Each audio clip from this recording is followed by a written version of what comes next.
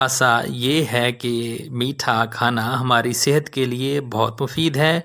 ये हमारी क़ुव्वते मुदाफ़ियत को बढ़ाता है, निज़ामे हाज़मा को दुरुस्त करता है, जिस्म में पानी की मिक़दार को दुरुस्त करता है, आँखों, जल्द और बालों के लिए मुफीद है, वज़न घटाने में मददगार साबित होता है, अल्सर की बीमारियों में मुफीद है, विटामिन सी का बेहतरीन ज़रिया है, हड्डियों को मजबूत करता है, मतली और कै को दूर करता है, गुर्दा की पथरी को निकालता है, पेशाब के मसाइल में मुफीद है। तो आज की वीडियो से आपको ज़रूर अंदाज़ा हो गया होगा कि मीठा हमारे लिए कितना ज़रूरी है। इसे हमें ज़रूर खुराक में शामिल करना चाहिए। ये हमारे जिस्म में पानी की कमी को पूरा करता है और हमें हाइड्रेट रखता है। तो आज के लिए इतना ही। उम्मीद है आपको आज की